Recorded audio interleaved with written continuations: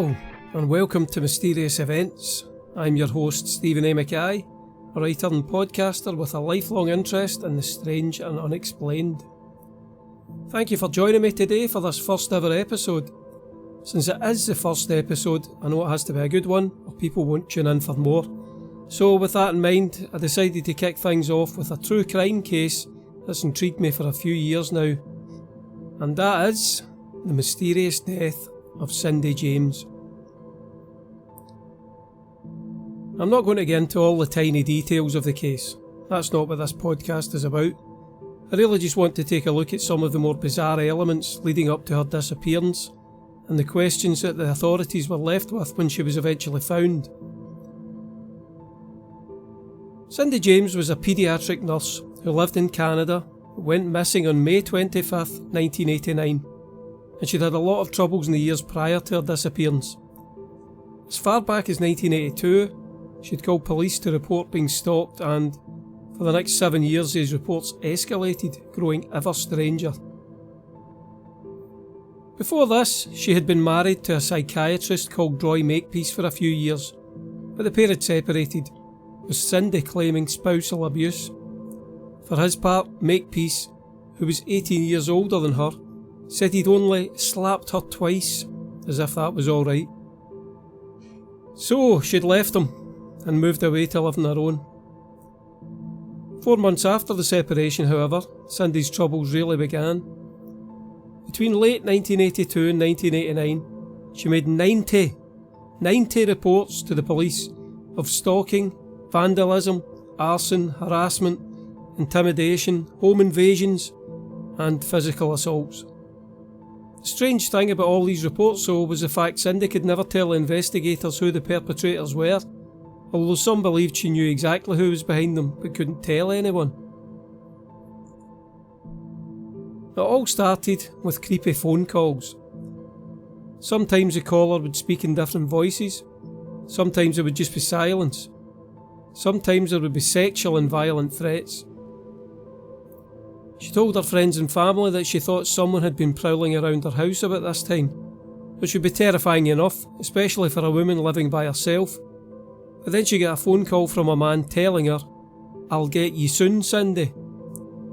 She called the police, but as soon as they left, she got another call saying, "You f***ing bitch, I'll get you." Things just get worse from there, with Cindy reporting that someone had smashed her porch lights, thrown a rock through her window, and even broke into her house and slashed her pillow. I can't imagine how terrifying that must have been for her. Just picture that, coming home from work to find someone had actually been inside your house, your bedroom, and attacked your pillow with a knife. Holy shit.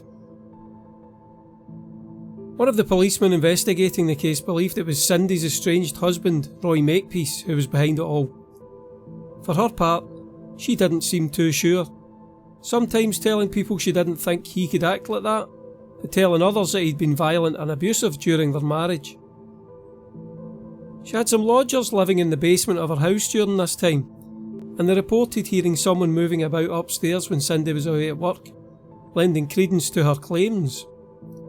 A neighbour also told the police he'd seen a man who did not look like Roy Makepeace hanging around outside Cindy's house on 3 different occasions, and even coming into her garden once. Now, these reports are pretty huge in my opinion, because, you see, some people have come to the conclusion that Cindy James made everything up. They say that there was never any stalker, and anything that happened, like her pillow being slashed, or her porch lights being damaged, was done by Cindy herself. Why the hell would anyone do that, you might ask? But there have been quite a few cases of people literally stalking themselves over the years. Sometimes these people genuinely don't seem to know they're even doing it. It sounds unbelievable, but it has happened. However, if Cindy was doing it all to herself, who was moving about in her house when she was out at work? Who was the man her neighbour saw outside? The police officer who was in charge of the case was called Patrick McBride, and just to make the story even more bizarre than it already was, Officer McBride started a relationship and moved in with Cindy shortly after the stalking began, like the same month. He'd separated from his wife and apparently suggested to Cindy he move in with her for a couple of weeks to keep an eye on things. I'm not sure how his superiors down at the police station saw this, but it seems batshit crazy to me. Anyway, in yet another twist, Officer McBride found Cindy's estranged husband Roy Makepeace lurking outside the house in his car. Apparently Makepeace claimed he was trying to catch Cindy's stalker. I mean, I think you can probably see why this case intrigues me so much. It's just bizarre. Cindy apparently remained friendly with Roy Makepeace, and he would sometimes visit the house to discuss his stalking with Officer McBride. McBride moved out of the house around Christmas, but the events continued, with Cindy's phone lines being cut and graphic images of corpses being stuck to her car windshield. Again, adding credence to her claims was the fact both McBride and Makepeace believed her. They were close to her, knew her very well, spent a lot of time at the house with her, and they did not think she was making things up or doing it to herself. A month after McBride moved out, one of Cindy's friends visited and found her lying in her garden, unconscious, with a nylon stocking wrapped tightly around her neck. When she came to, Cindy said a man had attacked her from behind, dragged her into her garage where a second man had joined the first, and both had sexually assaulted her. He told her they'd kill her younger sister if she reported the attack, and doctors apparently couldn't find concrete evidence of sexual assault. I think at this point the authorities may have started to question if any of her claims were real, as they recommended Cindy visit a psychiatrist, although she refused. Moving into 1983, she moved house to try and escape the stalker, but disturbing notes continued to be sent to her, even after she moved again. Things like, "Run rabbit run, I'll show you how fucking good I am. Soon, bang bang, you're dead." And after a trip paid for by her estranged husband, who apparently wanted to get back with her, "Welcome back. Death, blood, hate, etc." She tried painting her car and hired a private investigator named Ozzy Caban. She paid for this guy to help her for the next 6 years, and he reported that Cindy took lots of precautions, like wearing a panic button and carrying pepper spray. I mean, if she was really doing all this to herself, she was really going out of her way to make it seem genuine. I don't know how much a private investigator costs over 6 years, but I imagine it's not cheap, especially for someone on a nurse's salary. And things just continued. Scary phone calls, disturbing notes. She found dead cats in her yard bound up with rope, and wrote in her diary that she thought Roy Makepeace had destroyed her garden. What made her think that? I'd love to know, especially since she seemed to have remained quite cordial with him after their separation. Then the investigator, Ozzy, heard weird noises on a two-way radio, a walkie-talkie, that he'd given Cindy, so he hurried over to check on her. He found her unconscious in her house, with a knife stabbed through her hand, and a note attached to it saying, "Now you must die, cunt." When she regained consciousness, she said a man had come into her garden and assaulted her, but, again, she doesn't seem to have known who he was, or at least didn't tell the police who he was. She supposedly woke up at one point during the assault and saw him sticking a hypodermic needle into her arm. Doctors did find a needle mark, but no evidence of drugs in her system. Really, it's all very conflicting, and you can kinda see why the cops made her take a lie detector test over this report. It probably won't surprise you to know the results were inconclusive. At this point, Cindy started to suggest it was Roy Makepeace that was behind everything, and the police questioned him extensively. Makepeace told him he had nothing to do with it, and he believed it was all down to the mafia. As if it wasn't strange enough already. Whoever was doing it was not deterred by the police investigation as things grew worse. Ozzy Caban was phoned by her one night, and he rushed over to find her terrified, in her garden, claiming someone had got into her house. Caban found Cindy's dog in the basement, petrified, clearly having been physically abused and bound with rope that appeared the same as what had been tied round the dead cats found in the garden previously. Just to add to the horror, There were sexually explicit photos strewn about the basement and a note saying, "Happy birthday." It would have been Cindy's birthday a few days before this. Happy birthday!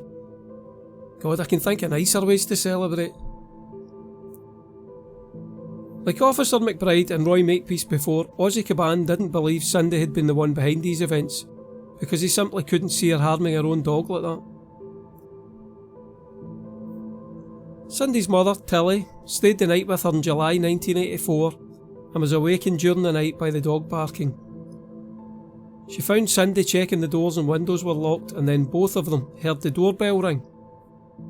No one was there, but a window at the porch had been damaged. Now again, mark that, Cindy's mother heard the doorbell ring while Cindy was with her. That must mean someone else was doing it, right? This is 1984, there was only one way to ring a bell back then, and it was to press the one at the front door.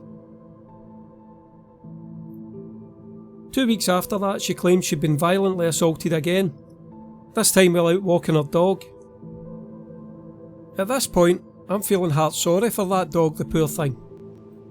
This time it was apparently a man with a beard driving a green van, and he had a female with him.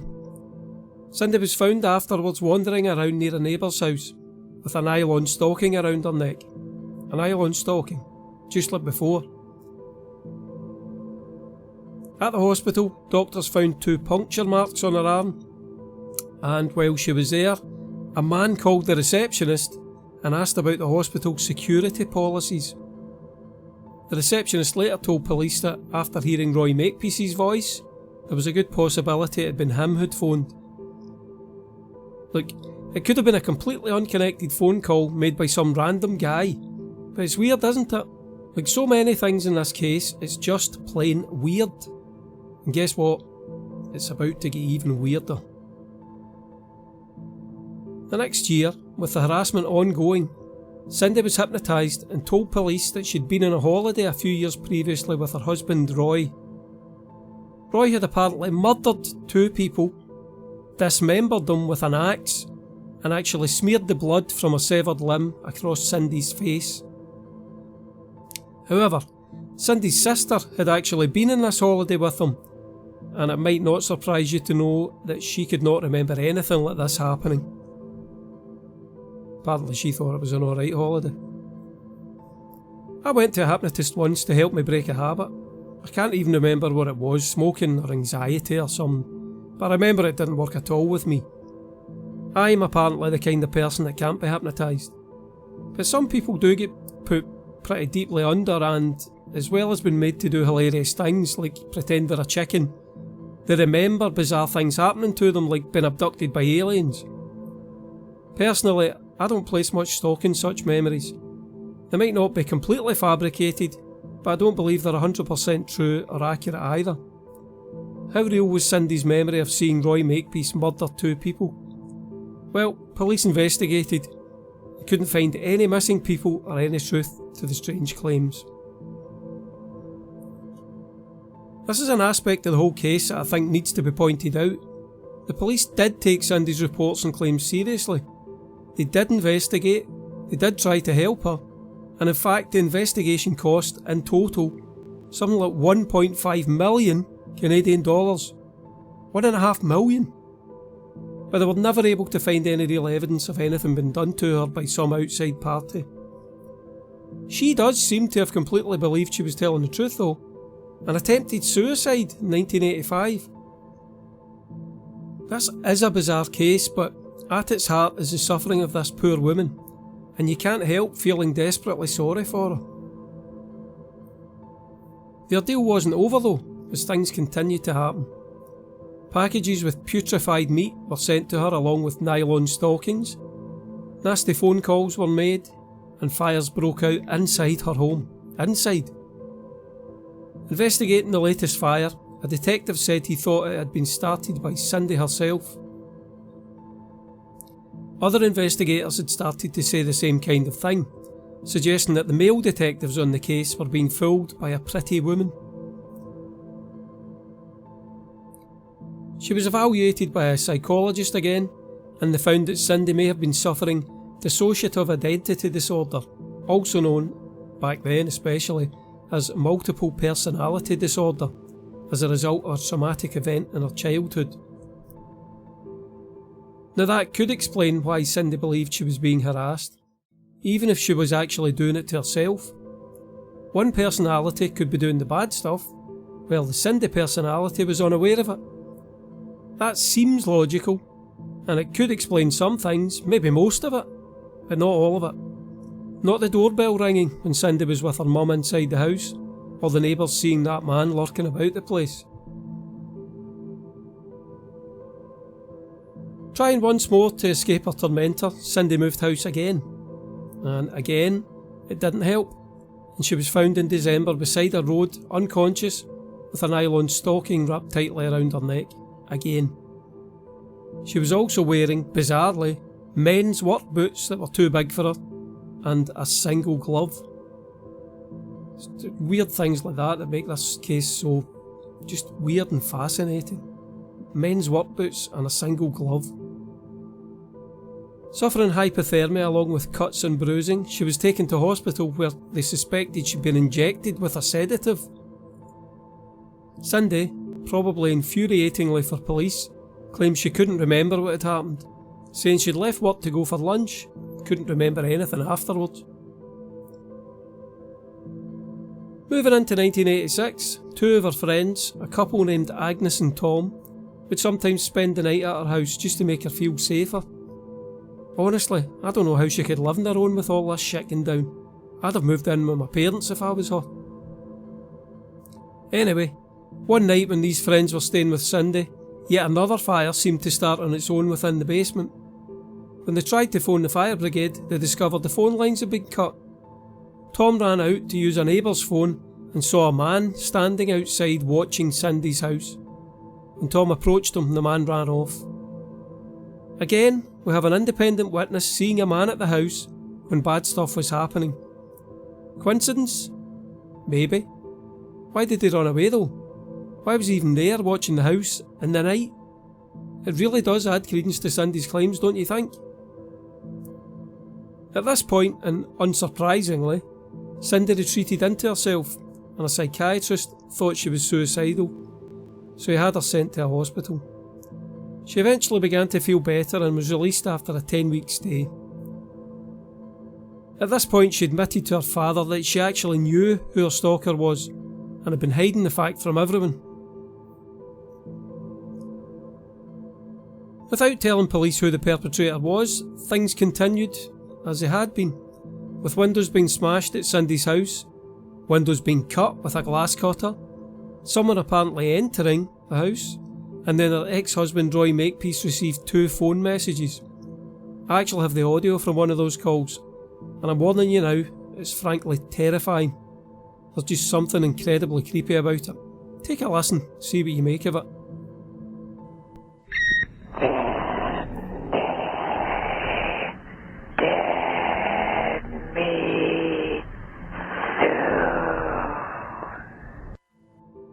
Does anything jump out at you from hearing the audio though? Because to me, that's a woman's voice, not a man.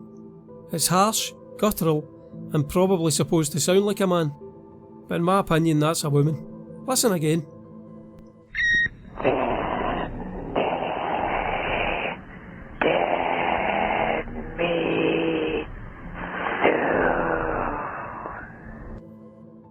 If it is a woman, could it be Cindy? Did she leave the message for Roy? Why? Like everything else in this case, it just throws up more questions and leaves you wondering, what the fuck? I can see why people who believe Cindy was doing all this to herself use this phone message as proof to back up their opinion. It would be interesting to know what Roy thought of the message. I haven't found anything about that. But you'd think he would recognise her voice and tell people, so I assume he never. So, was it a different woman? Somebody Cindy asked to do it for her? I mean, it's just so strange. After this, she was found unconscious again in her garage. This time she was hog-tied, nude from the waist down, and you can probably guess what was tied around her neck. Yep, nylon stocking. An expert in knots, a mountaineer, was asked to view these nylon stockings and, in his opinion, it was highly unlikely that she could have tied those knots by herself. The police continued to investigate when Cindy made more reports of break-ins, but they were never able to catch anyone. On May 25th, 1989, Cindy cashed her paycheck and went shopping. She was supposed to be home later as her friends from earlier, Agnes and Tom, were staying the night. When she never arrived, they went out looking for her. They found her car abandoned and called police. When the car was examined, blood was found along with groceries, a gift for a friend's son, and the contents of her wallet were strewn about underneath the car. Of Cindy, there was no sign, and the police couldn't find her. Several days later, with Cindy still missing, a lodger who'd been living with Cindy received a phone call from a man claiming to be her father and asking about her life insurance policy. When questioned, Cindy's father, of course, said it hadn't been him on the phone. Of course it hadn't. So who the hell was it? About 2 weeks after she went missing, a construction worker found Cindy's dead body in the back garden of an abandoned house. She was hog-tied, with a nylon stocking around her neck. Someone had spray painted in orange letters, "Some bitch died here," on a nearby fuel tank, and a line led from the graffiti to encircle the place where Cindy's body was found. A pinprick, like one from a hypodermic needle, was found in her arm, and a pathologist thought she'd been lying there for around 6 days. Now, once more, things get really strange. She'd died from ingesting drugs. The doctors found that she'd swallowed, between 20 and 80 flurazepam tablets, and numerous diazepam tablets. Just think about that for a moment. Can you imagine swallowing that many tablets? How long would it take? I struggled to swallow a couple of paracetamol, never mind dozens, in one go. And there was also morphine in her system. It might have been injected, but the doctors couldn't be sure of that, proclaiming themselves baffled. If she had been injected with the morphine, she'd have fallen unconscious within minutes, which makes one wonder how the hell she managed to hog-tie herself and swallow all those tablets. It should be noted that, as far as I know, no drink was found beside the body, so she'd have had to swallow all that without anything to help wash it down. Come on, really? There was also no syringe found that she could have used to inject herself with the morphine. The private investigator, Ozzy Caban, visited her in the morgue and noted lividity, the settling of blood post-mortem, on her left side. Cindy had been found lying on her right side though, suggesting she'd died elsewhere and been moved to the abandoned house. Despite all this, the police decided she committed suicide, and the tabloids began reporting as much, rather to her family's dismay. Her ex-husband Roy did not attend her funeral. There was an inquest after Cindy's death, and more strange evidence was uncovered. Apparently, her parents had discovered a ton of drugs at her house, including sedatives and antipsychotic drugs her psychiatrists had prescribed but she'd not been taking. Her sister, Melanie, had also discovered a glass cutter in Cindy's purse, and a syringe kit. The psychiatrists that had been treating Cindy for all those years seemed to agree that she suffered from some kind of multiple personality disorder, perhaps triggered by PTSD as a result of her father abusing her as a child. Maybe that's why she never moved in with her parents. Another not expert was brought in, and he was able to show that Cindy could have tied herself up within 3 minutes before the sedatives took effect and killed her. At the end of it, the inquest could not say whether Cindy had been murdered or committed suicide, and in the end said she died by unknown event. Whoa, what an insane story, eh? There's definitely points for both sides of the case. Did she do it all to herself for attention or some other reason? Or was some man or men stalking her? She continued to walk her dog even after being attacked, and even sometimes in the middle of the night. Would you do that if all this was going on? I know I wouldn't, even if I had a Rottweiler. I'd just send him out himself and watch from behind the window. You're on your own, Fido. Then there's the fact the police staked out her house multiple times but never saw anyone there, never collected any conclusive evidence. She also continued to live in houses alone, when her friends and family suggested she move into an apartment where other people would be close by.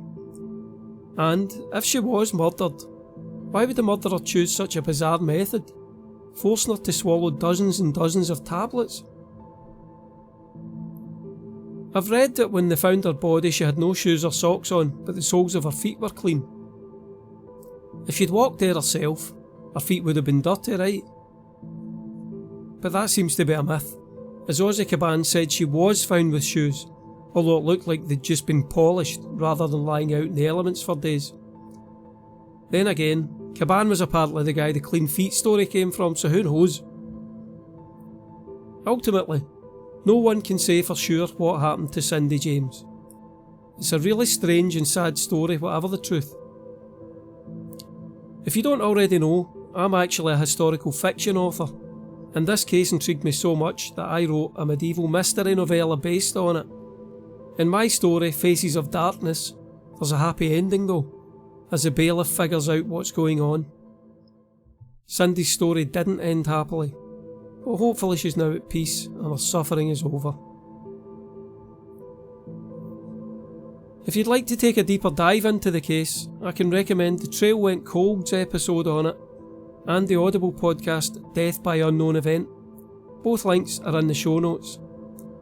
If you have any thoughts yourself on what happened, please let me know. Going forward, I probably won't cover too many true crime cases on mysterious events. I find them too depressing. But I've always been fascinated with this story and thought it would be a good first episode. Hopefully you found it as intriguing as I do, and you'll join me for episode 2. In the meantime, if you'd like to hear more from me, check out Rock Paper Swords, the historical action and adventure podcast, which I co-host with Matthew Harvey. Again, link in the show notes. Cheers all, and until next time, seek the mysteries.